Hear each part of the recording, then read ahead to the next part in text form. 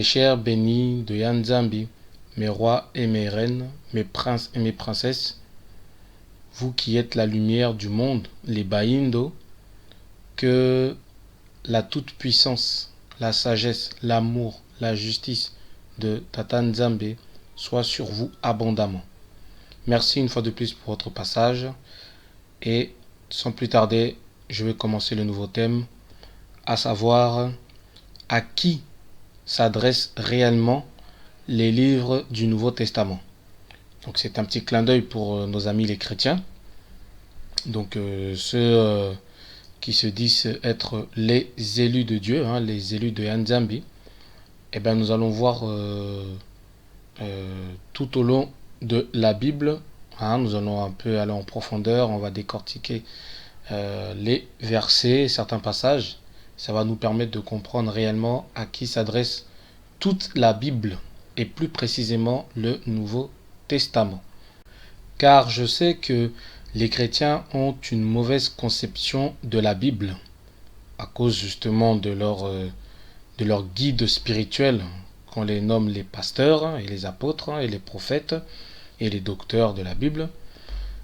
En fait, ils les induisent en erreur en disant que l'Ancien Testament en fait concerne le peuple d'Israël en fait, le peuple élu de Nzambi, et le Nouveau Testament concerne en fait les chrétiens, c'est-à-dire les païens qui ont cru au Dieu d'Israël en fait.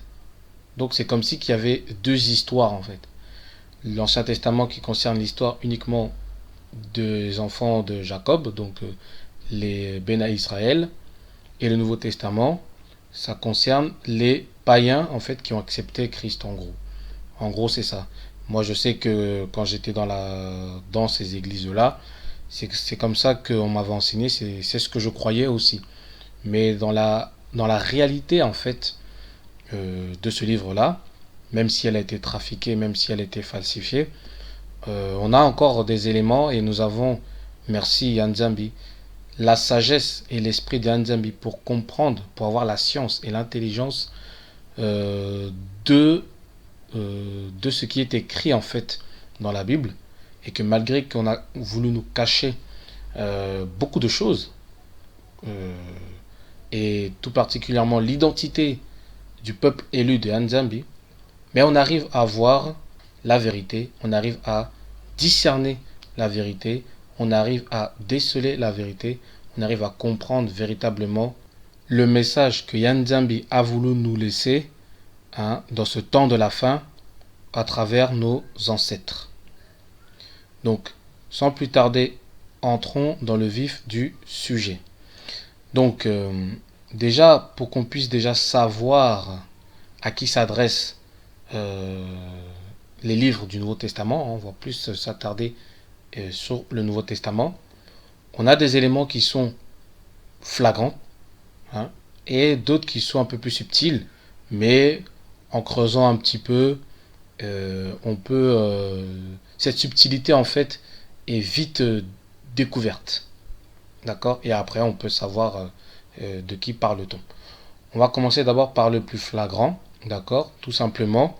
On va dans le Nouveau Testament et quand vous ouvrez le Nouveau Testament, vous voyez que il y a un livre, un épître qui s'appelle l'épître aux Hébreux. Voilà, donc on ne peut pas faire plus flagrant que cela.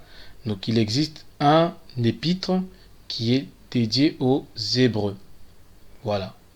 Et comme on ne définit pas l'auteur de cet épître-là, mais les exégètes de la Bible l'attribuent à Paul, du fait de certaines phrases qu'on retrouve par exemple dans le livre de 1 Corinthiens où on parle du lait comme la nourriture pour les enfants et non de la nourriture solide.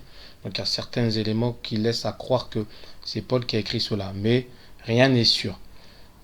Et si on regarde un petit peu dans cet épître-là, nous allons voir quelques éléments. N'oublions pas que nous sommes dans le Nouveau Testament, donc c'est un épître qui a été écrit environ l'an 68 de notre ère.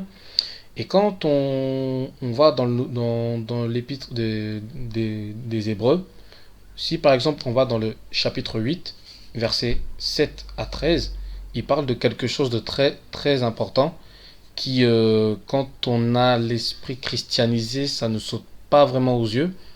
Mais pour ceux qui soit ne sont pas dans le christianisme ou qui ne le sont plus dans le christianisme, quand vous lisez ceci, vous comprenez qu'il y a quelque chose qui fait un tilt dans votre oreille, dans votre esprit. Alors je lis dans Hébreux chapitre 8, versets 7 à 13, donc jusqu'à la fin du chapitre 8, je lis: En effet, si la première alliance avait été sans défaut, il n'aurait pas été question de la remplacer par une seconde. Car c'est avec l'expression d'un blâme que le Seigneur dit à Israël, donc Isolélé, Israël, et non à l'Église, Israël, je poursuis: Voici, les jours viennent, dit le Seigneur, où je ferai avec la maison d'Israël et la maison de Juda, donc Isolélé et Juda, et on ne parle pas de l'Église là, je ferai avec la maison d'Isolélé et la maison de Juda une alliance nouvelle. Voilà, la nouvelle alliance dont parle le maître Yahushua, Isaiah Congo, quand il parle justement du sang de la nouvelle alliance avec les apôtres. C'était ce qu'il comptait mettre en place en fait. C'était le projet futur, le rétablissement du royaume davidique. Donc le royaume entre Isolélé et les Juda. Voilà, c'est ce qu'on est en train de voir et nous sommes dans l'épître des Hébreux dans le Nouveau Testament. Donc je relis cette partie-là. Donc les jours viennent, dit le Seigneur, où je ferai avec la maison d'Isolélé et la maison de Juda une alliance nouvelle. Non comme l'alliance que je traitais avec leurs ancêtres, leurs pères, le jour où je les saisis par la main pour les faire sortir du pays d'Égypte, car ils n'ont pas persévéré dans mon alliance. Et moi aussi, je ne me suis pas soucié d'eux, dit le Seigneur. Verset 10. Mais voici l'alliance que je ferai avec la maison d'Israël et non avec l'Église. Après ces jours-là, dit le Seigneur, je mettrai les lois dans leur esprit, je les écrirai dans leur cœur, et je serai leur Dieu, et ils seront mon peuple.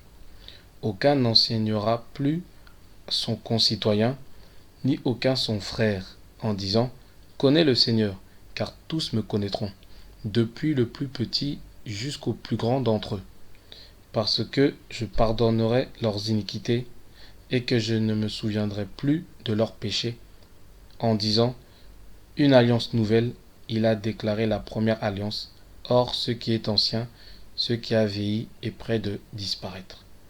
Amen. Donc là on voit clairement, nous sommes dans le Nouveau Testament, j'insiste là-dessus, d'accord, et on parle d'un épître qui est destiné aux Hébreux. Donc voilà pour le premier épître qui est adressé aux Hébreux, donc là c'est clair, d'accord. Donc là nous allons poursuivre et nous allons voir un second épître. Donc celui-là suit l'épître des Hébreux dans les Écritures. C'est l'épître de Jacques. Et on connaît son épître, de quoi il s'agit, quels sont les sujets qu'il évoque. Et on va lire juste le premier verset. Le premier verset va nous permettre de savoir à qui s'adresse cet épître-là, pardon. Est-ce que c'est à l'Église, aux églises, ou c'est à un peuple en particulier? Donc nous lisons Jacques chapitre 1, verset 1. Donc la Bible dit ceci: Jacques, serviteur de Yanzambi et du Seigneur Isaiah Congo, donc Jésus-Christ, aux 12 tribus qui sont dans la dispersion, salut. Donc là, voilà, c'est aussi flagrant. Donc Jacques, serviteur de Dieu, de Yanzambi et du Seigneur à Congo, donc Congo Kalunga, Jésus-Christ, qui est connu sous le nom de Jésus-Christ, aux 12 tribus qui sont dans la dispersion. Salut. Donc, les 12 tribus, voilà. Pas besoin d'être un grand prophète pour savoir de qui on parle, ou d'un grand philosophe, ou d'un grand scientifique, ou je ne sais quoi. Voilà, on sait que les 12 tribus, c'est bien sous-entendu, les 12 tribus d'Isolélé. Donc, Jacques se présente. En fait, Jacques, c'est comme Jacob, en réalité, c'est Yacouba. donc serviteur de Nzambi. Et il écrit cet épître aux 12 tribus. Donc ça revient à l'épître aux Hébreux. C'est pareil. Sauf que c'est une autre appellation qui a été évoquée, mais c'est pareil, c'est le même peuple. On parle du peuple élu de Nzambi. Donc les 12 tribus d'Isolélé, donc les Hébreux.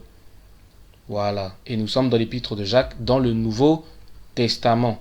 Sachant que cet épître a été écrit environ 45 et 50 de notre ère. Donc voilà. Ça, on a encore une deuxième preuve. Donc on va continuer. Donc là, on va commencer à entrer un peu dans la subtilité. Mais vous allez voir que si vous avez de la bonne foi, si vous avez de l'intelligence de Nzambi, si vous avez cette sagesse, vous allez comprendre. D'accord? C'est simple. C'est juste que ça saute pas aux yeux quand on survole les Écritures, on lit rapidement. Mais quand on s'arrête, on s'attarde là-dessus, vous allez comprendre l'évidence. Donc, le troisième épître que nous allons regarder, c'est l'épître de 1 Pierre. Donc ça suit Jacques. 1 Pierre. Et pareil, on va lire le premier verset du premier chapitre du livre d'1 Pierre qui dit ceci. Pierre, apôtre de Congo Kalunga, donc Jésus-Christ, Isaiah Congo, à ceux qui sont étrangers et dispersés dans le pont, la Galatie, la Cappadoce, l'Asie et la Bithynie, et ceux qui sont élus selon la préscience de Nzambi, le Père, donc Tata Nzambi. D'accord, on va s'arrêter là. Donc là, il y a deux éléments qu'on va regarder ensemble. Donc, premier élément, on dit bien à ceux qui sont étrangers et dispersés dans le pont, la Galatie, la Cappadoce. Soit ils sont étrangers, c'est-à-dire que ce n'est pas leur terre d'origine, ce n'est pas leur terre initiale. D'accord, ce n'est pas la terre de les ancêtres. Et on dit qu'ils ont été dispersés. C'est le même terme que notre ancêtre Yacouba, Jacques, a employé. Je repars dans le verset de Jacques. Jacques, serviteur de Dieu et du Seigneur Jésus-Christ, aux 12 tribus qui sont dans la dispersion. Donc les 12 tribus qui sont dispersées. Et Pierre, il dit la même chose. Les étrangers et les dispersés. Donc dans des parties de l'Asie et de l'Europe. D'accord? Voilà. Et il s'adresse à eux. Et on sait que les dispersés, ce sont les Hébreux, les enfants d'Isolélé. Voilà. Donc ça parle de eux. D'accord? Qui sont été étrangers et dispersés. Donc voilà, c'est un peu subtil comme j'ai dit, mais voilà, quand on s'attarde dessus, on regarde en profondeur, on comprend que ça parle du peuple d'Isolélé et pas des églises. Vous voyez? Donc voilà pour le troisième épître. Donc je vais donner un peu plus de précision quand on dit les dispersés. On va aller dans le livre des Actes des Apôtres, chapitre 11 au verset 19. Juste le verset 19. Vous allez voir, on va comprendre que de qui parle-t-on quand on parle de dispersés, quand Pierre parle de dispersés dans son épître. Donc, ceux qui avaient été dispersés par la persécution survenue à l'occasion d'Étienne allaient jusqu'en Phénicie, dans l'île de Chypre, et à Antioche, annonçant la parole seulement aux Juifs. Bon, les Juifs, on sait très bien de qui on veut parler, d'accord? Donc voilà, ceux qui avaient été dispersés. Donc la dispersion avait commencé à ces époques-là où vraiment il y a eu ce mouvement avec justement le roi divin qui est venu, Congo Kalunga, voilà, la personne de Jésus-Christ, etc. Où donc il y a eu les persécutions et ils ont été dispersés, éparpillés un peu partout, jusqu'en Europe, jusqu'en Asie mineure, voilà. Donc tous ceux qu'après qu'ils aient été dispersés et qui sont restés à l'endroit où ils étaient, donc Pierre avait écrit un épître, pareil que Jacques, à ces personnes-là qui étaient dispersées. Voilà pourquoi on dit les dispersés, ceux qui sont étrangers dans la Pont, la Galatie, la Cappadoce, l'Asie et la Bithynie. Voilà, ceux qui sont dispersés et qui sont élus selon la préscience de Dieu. Donc, élus. Ça, c'était le deuxième élément. Le premier, c'était justement la dispersion, comme j'ai dit tout à l'heure. Étrangers et dispersés, qui vont de pair.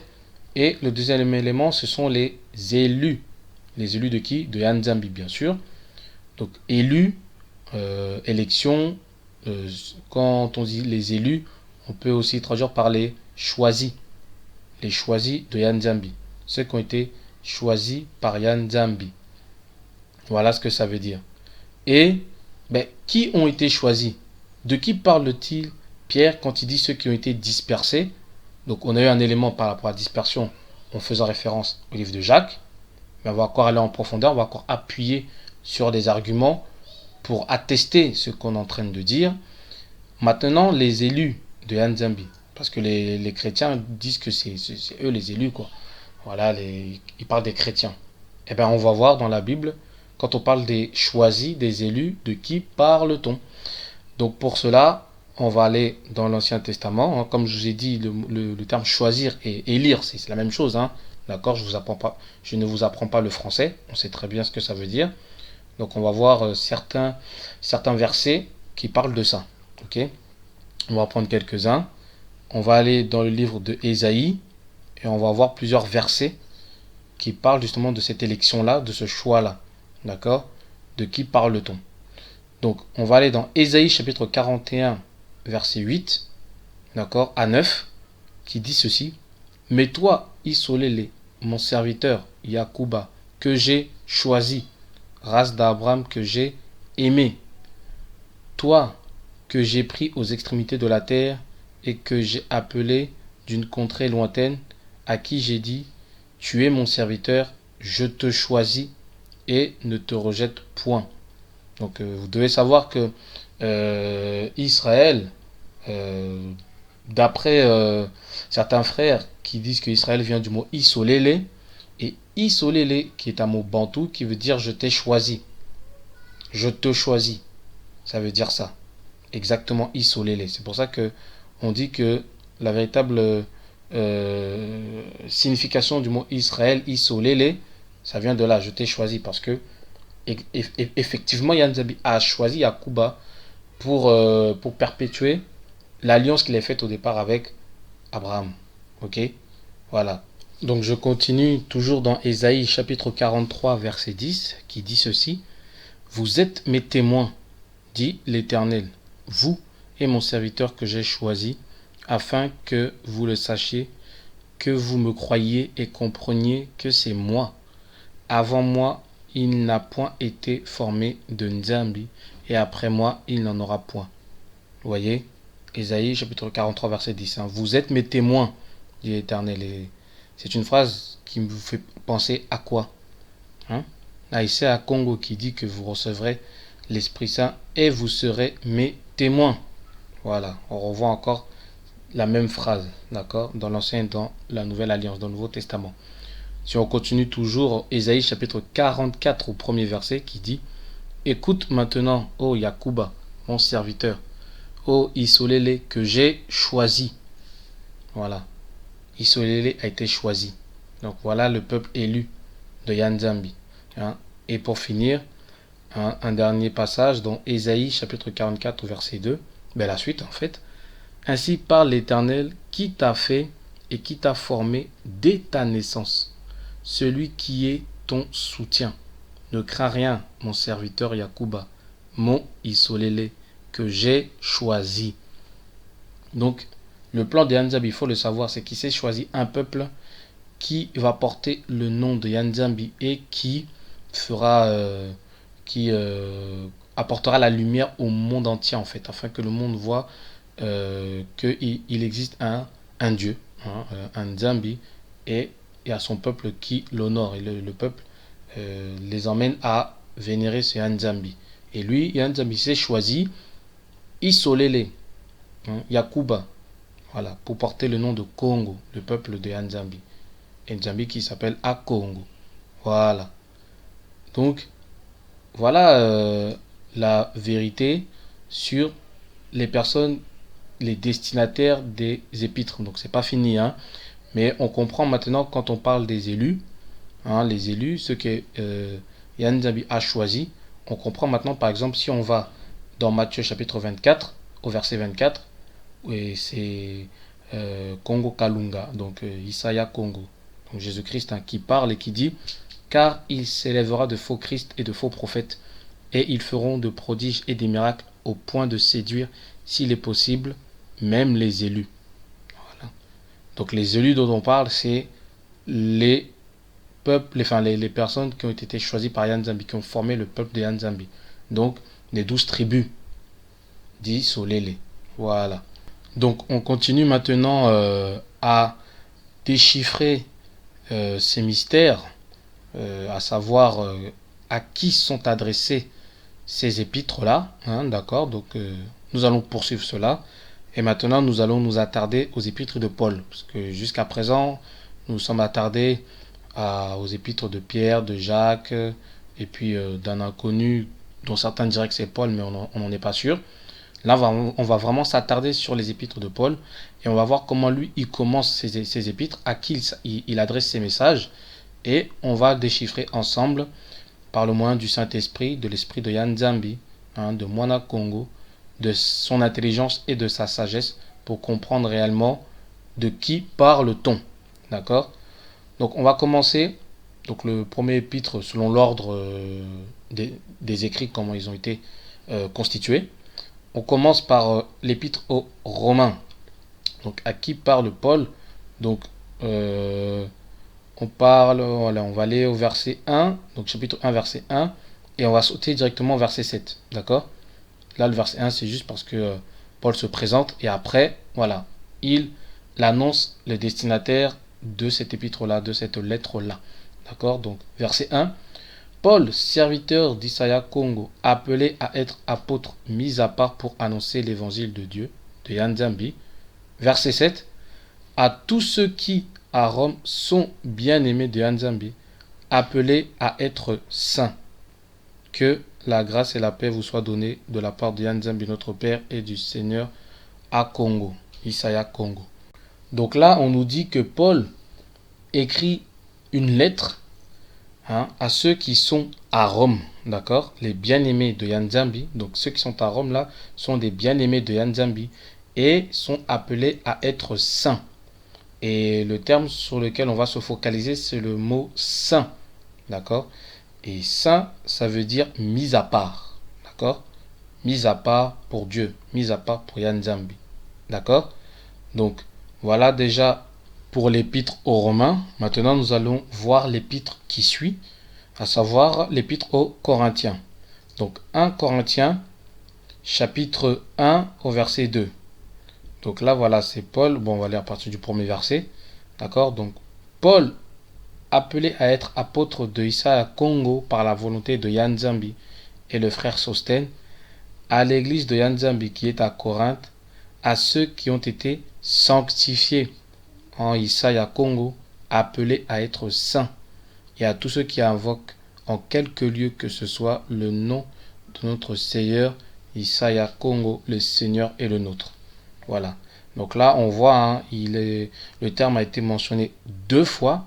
Donc on dit à ceux qui ont été sanctifiés en Isaiah et appelés à être saints. Voilà, on voit encore la sainteté, la sanctification. Voilà, ce terme-là qui veut exprimer, qui signifie en fait mis à part. D'accord? On poursuit donc le deuxième épître aux Corinthiens. Donc 2 Corinthiens chapitre 1 verset 1. Paul, apôtre de Isaiah Congo par la volonté de Yanzambi et le frère Timothée, à l'église de Yanzambi qui est à Corinthe et à tous les saints, voilà, qui sont dans toute l'Achaïe. Voilà, à tous les saints. Il s'adresse à tous les saints. D'accord? Donc là, quand ils mettent église de Yanzambi, bon, l'église, voilà, c'est l'assemblée, c'est le peuple de Yanzambi. Mais ils ont mis église là, ça c'est une falsification des Européens. C'est une des falsifications qu'ils ont injectées justement dans ce rouleau sacré de nos ancêtres. D'accord? Je poursuis. Donc nous allons aller dans Éphésiens, parce que dans le Galate, il n'y a pas de mention de cela. Donc on va aller dans Éphésiens. Éphésiens chapitre 1 verset 1 qui dit Paul, apôtre de Isaiah Congo par la volonté de Yanzambi, aux saints qui sont à Éphèse et aux fidèles en Isaiah. Voilà. On voit encore aux saints. Donc lui, le terme qu'il emploie, Paul, c'est aux saints, les saints. D'accord? On poursuit rapidement l'épître aux Philippiens, Donc Philippiens chapitre 1 verset 1. Paul et Timothée, serviteurs de Isaiah Congo, à tous les saints en Isaiah Congo qui sont à Philippe, et aux évêques et aux diacres. Tous les saints. Vous voyez. Et pour finir, l'épître aux Colossiens. Donc Colossiens chapitre 1 verset 1 à 2 qui dit: Paul, apôtre de Isaiah Congo, par la volonté de Yanzambi et le frère Timothée, aux saints et aux fidèles frères en Isaiah qui sont à Colosse, que la grâce et la paix vous soient données de la part de Tata Nzambe. Voilà. Donc, là, c'est clair. Voilà. On sait que Paul, quand il écrivait ses épîtres, il écrivait aux saints. Maintenant, on va savoir c'est qui les saints dans la Bible. Parce que le terme saint, ce n'est pas lui qui l'a inventé. D'accord. Ça doit être un terme qui vient du ciel, qui vient de Yanzambi. D'accord, lui-même. Donc c'est Yanzambi qui a appelé son peuple les saints. Et Paul n'a fait que reprendre cela. D'accord. Il n'a rien inventé. Ça, on le sait. Je ne vous l'apprends pas.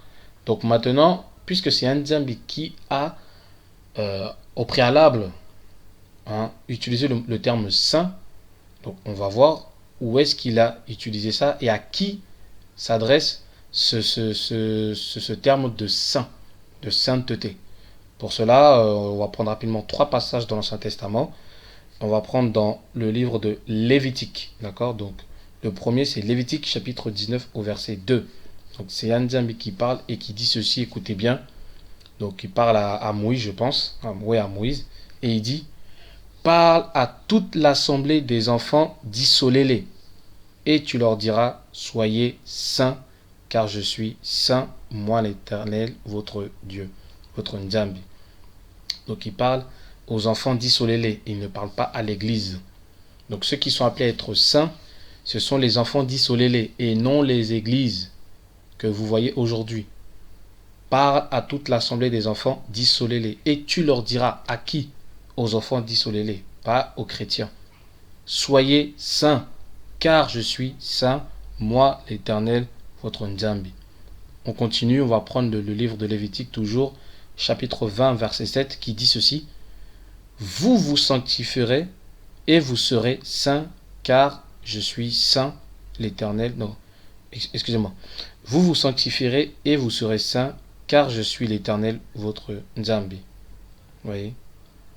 Et on va prendre un dernier passage, toujours dans Lévitique, chapitre 20, verset 26. Vous serez saints pour moi, car je suis saint, moi l'Éternel. Je vous ai séparés des peuples, afin que vous soyez à moi. Donc ce verset est encore plus parlant, encore plus explicite. Vous voyez. Donc là il dit: vous serez saints. Donc pour moi, vous serez saints pour moi, vous serez mis à part pour moi. Vous voyez. Car moi je suis saint, moi l'Éternel. Je vous ai séparés des peuples. Donc comme j'avais dit tout à l'heure, l'explication de saint qui veut dire mis à part. Mis à part de quoi et pour qui? Mis à part des peuples, c'est ce que Yanzambi dit. Je vous ai séparés des peuples, afin que vous soyez à moi. Donc mis à part, donc séparés des peuples pour qui? Pour Yanzambi. Pour qu'il soit consacré qu'à Yanzambi.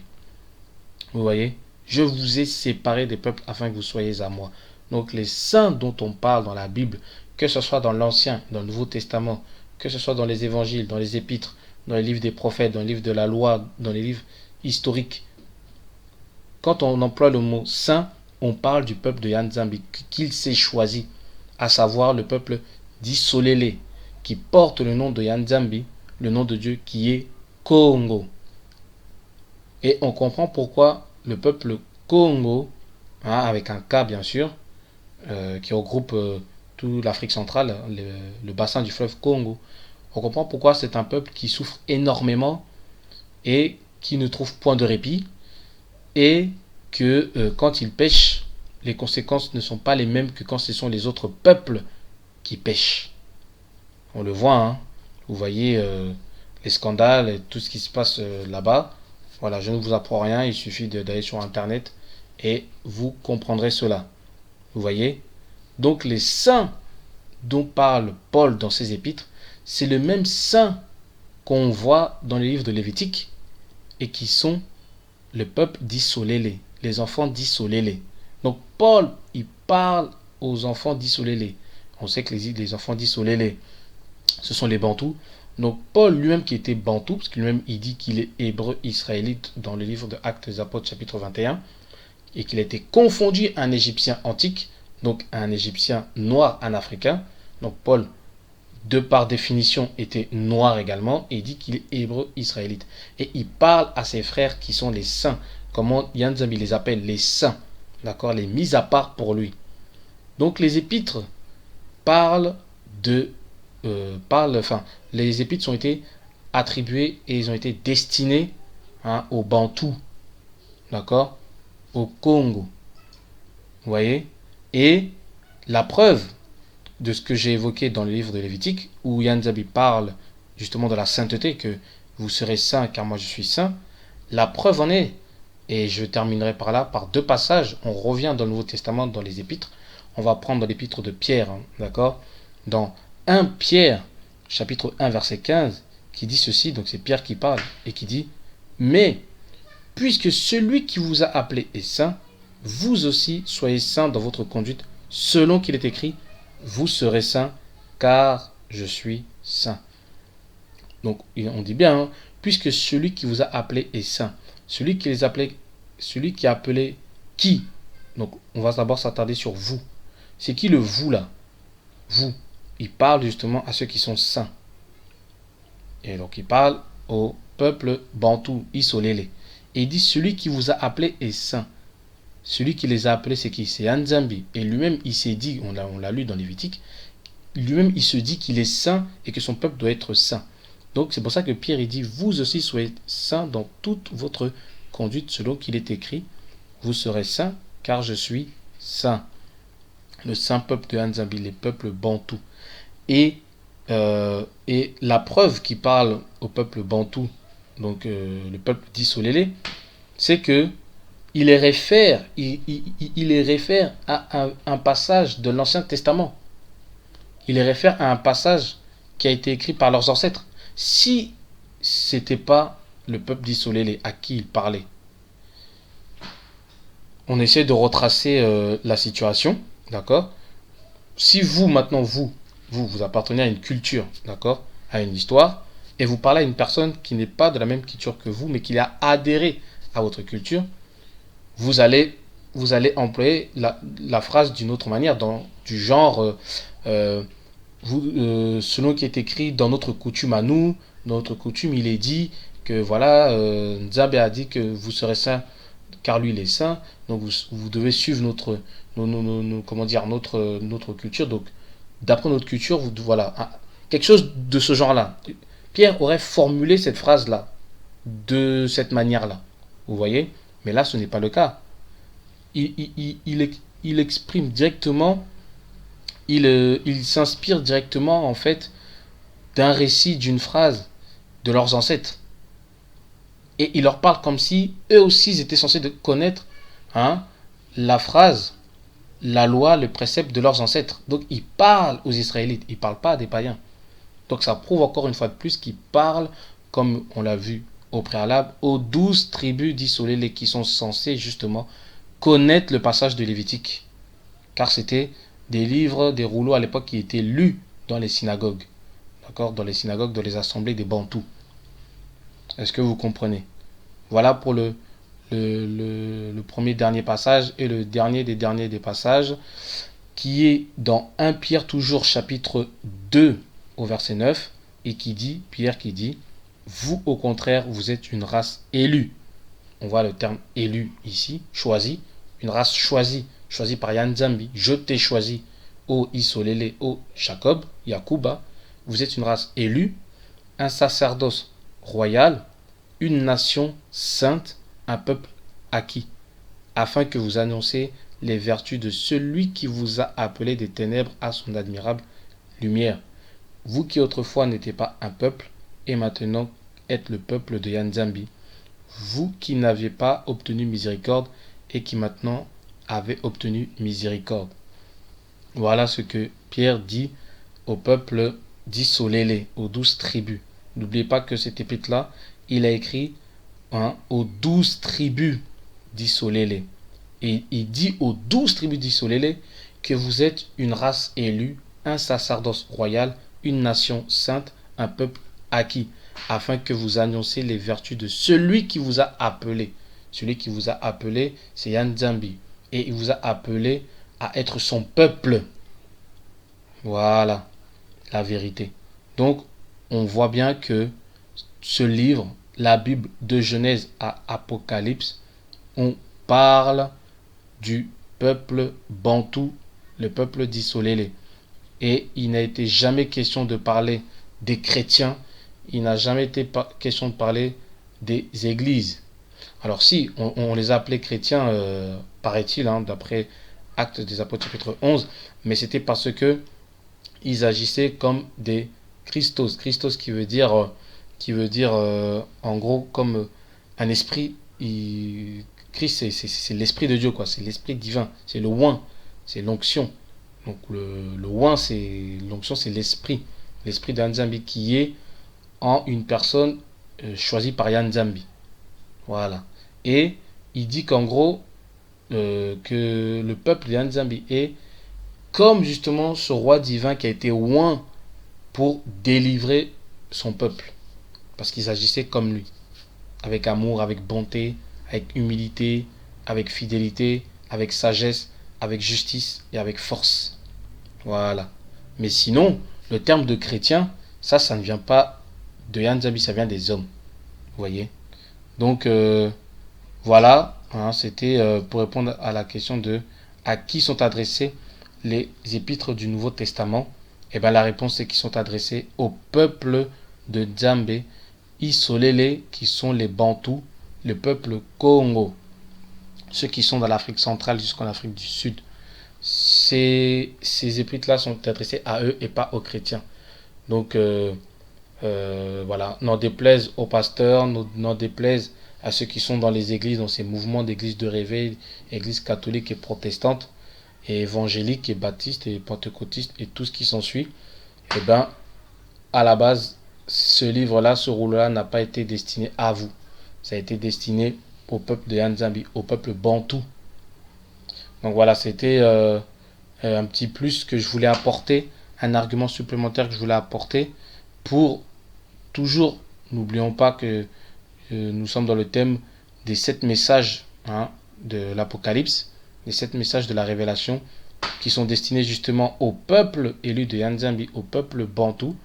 Donc voilà, j'avais envie d'apporter un petit plus. Merci de m'avoir suivi, ainsi s'achève ma vidéo. Et d'ici là, je vous dis que la paix, l'amour, la sagesse et la justice de Yanzambi soient sur vous abondamment et infiniment. Mes chers bénis de Yah, soyez bénis.